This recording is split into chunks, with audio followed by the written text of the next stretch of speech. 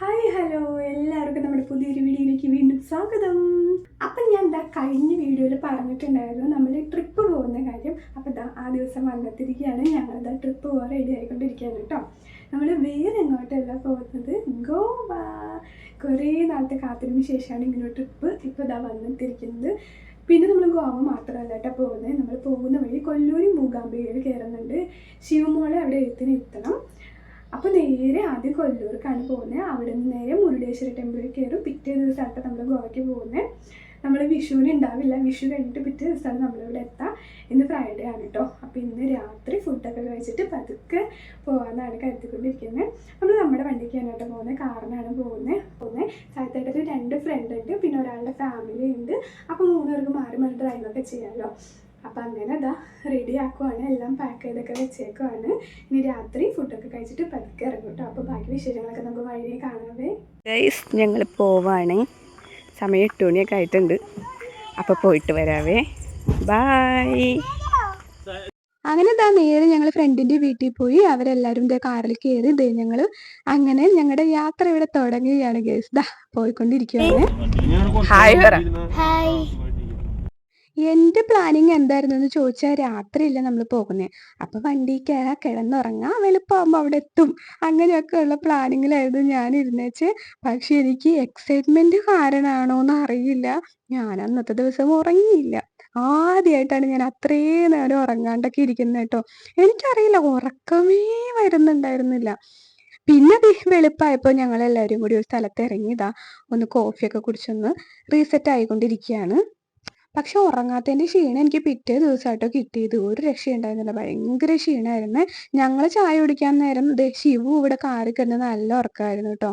ആള് വെളുപ്പായപ്പോഴാണ് ശരിക്കും ഒന്ന് ഉറങ്ങിപ്പോയത്. അങ്ങനെ നേരെ ഞങ്ങൾ കൊല്ലൂരെത്തി. നേരെ ഒരു റൂം എടുത്തു. കുട്ടികളെയൊക്കെ കുളിപ്പിച്ച് റെഡിയാക്കിക്കൊണ്ടിരിക്കുകയാണ്. ശിവുവിൻ്റെയും സനുവിൻ്റെയും പട്ടോടെയും ബ്ലൗസ് എങ്ങനെയുണ്ടെന്നൊന്ന് പറയണം കേട്ടോ. നമ്മുടെ അടുത്തുള്ളൊരു ചേച്ചിയാണ് തയ്ച്ചു തന്നത്. എനിക്ക് പേഴ്സണലി ഭയങ്കരമായിട്ട് ഇഷ്ടപ്പെട്ടു. ഞാനത് സാരി വിട്ട് തയ്ച്ചതാണ് കേട്ടോ, മെറ്റീരിയലായിട്ട് എടുത്തതല്ല. എൻ്റെ ഒരു സാരിയാണ്. ഞങ്ങളൊരു 9 മണിയൊക്കെ ആയിട്ടുണ്ടായിരുന്നു അവിടെ എത്തിയപ്പോഴത്തേക്കും. ജസ്റ്റ് ഒന്ന് ഫ്രഷ് ആവാൻ വേണ്ടി മാത്രമായിട്ടോ ഞങ്ങൾ റൂം എടുത്തേ. അങ്ങനെ കുളിയും കാര്യങ്ങളൊക്കെ കഴിഞ്ഞിട്ടുണ്ട്. ഞങ്ങളിതാ ഹോട്ടലിലേക്ക് നേരെ പോകാമെന്നാണ് വിചാരിച്ചത്. ഭക്ഷണം കഴിച്ചിട്ട് അമ്പലത്തിൽ കയറാമെന്ന് കരുതി. അത്രയും നേരമായത് കൊണ്ട് തന്നെ നല്ല വിശപ്പുണ്ടായിരുന്നു കേട്ടോ.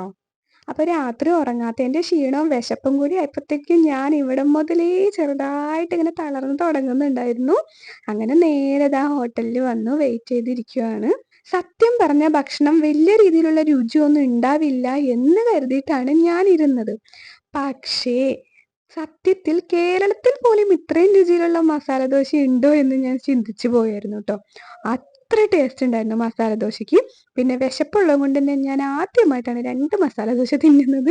ഞാൻ ഒരെണ്ണം തിന്നാറുണ്ടായിരുന്നില്ല, പക്ഷെ നല്ല വിശപ്പുണ്ടായിരുന്നുകൊണ്ട് ഒരു രക്ഷയില്ല. പിന്നെ എൻ്റെ നിന്ന് കുറച്ച് ശിവനും കൊടുത്തിട്ടുണ്ടായിരുന്നു. അതുകൊണ്ട് ഒരു 1-2 ഞാൻ തിന്നു എന്ന് തന്നെ പറയാം. പക്ഷെ അടിപൊളി ടേസ്റ്റ് ആയിരുന്നു കേട്ടോ, ഒരു രക്ഷ ഉണ്ടായിരുന്നില്ല. നല്ല മുരുമുരാന്നിരിക്കുന്നു. പിന്നെ അവരതിനുള്ളിൽ എന്തൊക്കെയോ പൊടികളും കാര്യങ്ങളൊക്കെ ചേർത്തിട്ടുണ്ടായിരുന്നു. പിന്നെ നല്ല രീതിയിൽ നെയ്യും ഒഴിച്ചിട്ടുണ്ടായിരുന്നു കേട്ടോ. സാധാ നമ്മൾ ഒഴിക്കുന്നതിൻ്റെ ഒരു ഇരട്ടി നെയ്യ് എന്തോ അവരതിനകത്ത് ഒഴിച്ചിട്ടുണ്ട്. അതുകൊണ്ടാണോ എന്നറിയില്ല, നല്ല ടേസ്റ്റ് ആയിരുന്നു. അങ്ങനെ ഭക്ഷണമൊക്കെ കഴിച്ചിട്ട് ഞങ്ങൾ അമ്പലത്തിൽ കയറാൻ വേണ്ടി നിൽക്കുകയാണ്. അപ്പോൾ അവിടെ ചപ്പലൊക്കെ ഊരി വയ്ക്കാനുള്ള സ്ഥലമൊക്കെ ഉണ്ടായിരുന്നു. അപ്പോൾ അവിടെ കയറി ചപ്പലൊക്കെ കൊടുത്തു, ടോക്കണൊക്കെ എടുത്തിട്ട് പോകാൻ വേണ്ടി നിൽക്കുകയാണ് കേട്ടോ. നമ്മൾ ചെന്നപ്പോഴത്തേക്കും നല്ല തിരക്കുണ്ടായിരുന്നു. അമ്പലത്തിൽ നല്ല ക്യൂ ആയിരുന്നു. നട അടച്ചേക്കായിരുന്നു. അപ്പം ഞങ്ങൾ ആദ്യം പിള്ളേരെ ഇരുത്താനാണ് കരുതിയത്. സനുവിനെ ഓൾറെഡി മൂകാംബികയിൽ ഇരുത്തിയതാണ് പറവൂരുള്ള. പക്ഷേ ഇവിടെ വന്നപ്പോൾ ഇവിടെയും കൂടി ഇരുത്തിയേക്കാന്ന് കരുതി. അങ്ങനെ 2 പേരും കൂടി ഇരുത്താൻ വേണ്ടിയിട്ട് വെയിറ്റ് ചെയ്ത് നിൽക്കുകയാണ്. ഇരുത്തുന്ന സ്ഥലത്ത് അധികം തിരക്കൊന്നും ഉണ്ടായിരുന്നില്ല കേട്ടോ.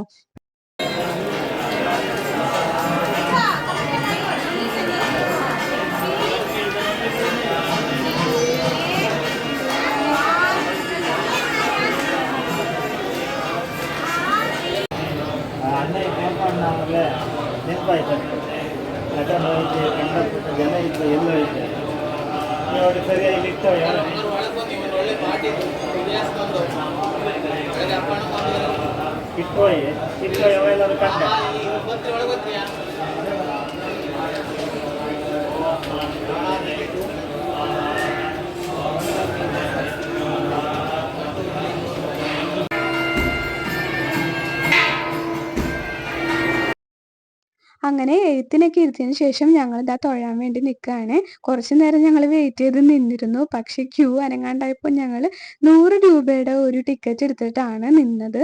പക്ഷേ എന്നിട്ട് പോലും ഒരു ഹാഫ് ആൻ അവറിൽ കൂടുതൽ എടുത്തിട്ടുണ്ടായിരുന്നു. അങ്ങനെ ദേ തൊഴലൊക്കെ കഴിഞ്ഞ് ഞങ്ങൾ പുറത്തോട്ട് ഇറങ്ങി.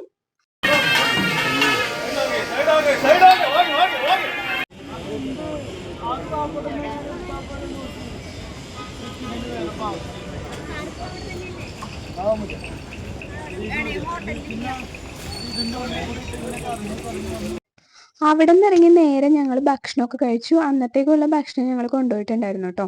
അങ്ങനെ ഭക്ഷണമൊക്കെ കഴിച്ചിട്ട് വൈകുന്നേരം ആയപ്പോഴത്തേക്കും ഞങ്ങൾ മുരുടേശ്വര ക്ഷേത്രത്തിലേക്ക് എത്തി. ചെന്ന സമയത്ത് നല്ല വെയിലായിരുന്നുകൊണ്ട് തന്നെ കുറേ നേരം ഞങ്ങൾ വണ്ടിയിൽ തന്നെ ഇരുന്നു കേട്ടോ. വെയിലൊന്നും ആറിയിട്ട് കയറാമെന്ന് കരുതിയിട്ട് കുറച്ച് നേരം ഞങ്ങൾ അവിടെ ഇരുന്നു. കുറച്ച് നേരം കഴിഞ്ഞപ്പോൾ ഞങ്ങൾ ദാഹം തോന്നിയപ്പോൾ ഐസ്ക്രീം കഴിക്കാമെന്ന് കരുതി നിന്നു.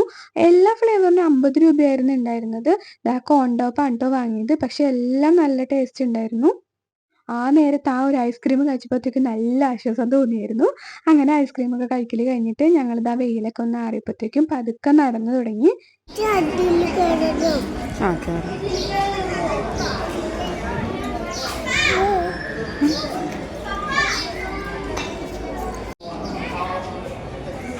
സനു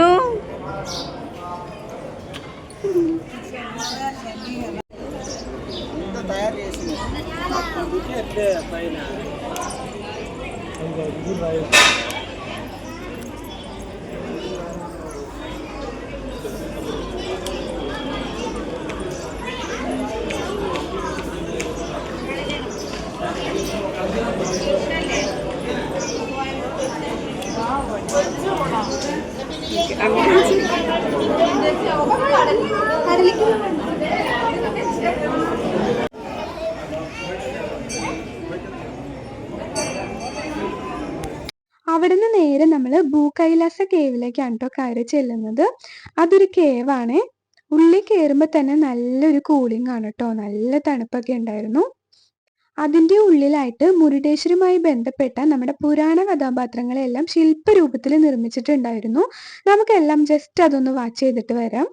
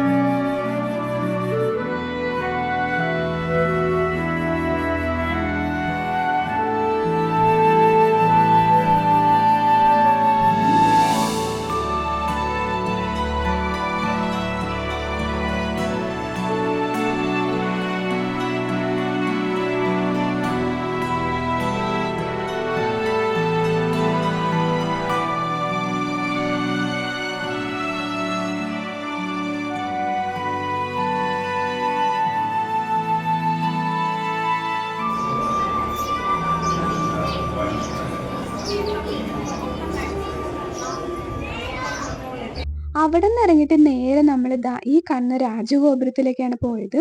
249 അടിയുള്ള ഇതിന് 20 നിലകൾ ഉണ്ടെന്നാണ് പറയപ്പെടുന്നത്. 18 നില വരെ നമുക്ക് പോകാൻ പറ്റത്തുള്ളൂ. അവിടെ നിന്ന് നമുക്ക് ലോകത്തിൽ തന്നെ ഏറ്റവും വലിയ രണ്ടാമത്തെ ശിവന്റെ പ്രതിമയെ കാണാൻ വേണ്ടിയിട്ടാണ് നമ്മൾ ഏറ്റവും മുകളിലേക്ക് എത്തുന്നത്. അവിടുന്ന് ലിഫ്റ്റ് ഉണ്ട് കേട്ടോ. നമുക്ക് ലിഫ്റ്റിൽ കയറിയാണ് വരുന്നത്. ഇവിടെ നിന്നുള്ള ഈ വ്യൂ ഒന്ന് കാണാതെ പോയാൽ അത് വലിയൊരു നഷ്ടം തന്നെയാണ് കേട്ടോ. എത്ര ഭംഗിയായിട്ടാണ് നമുക്ക് ഇവിടെ നിന്ന് ഈ ഒരു രൂപവും ഫുള്ള് നമുക്ക് കടലും എല്ലാം കാണാൻ കഴിയുന്നത്. കണ്ടില്ലേ? ദാ എന്ത് ഭംഗിയാന്ന് നോക്കിയേ.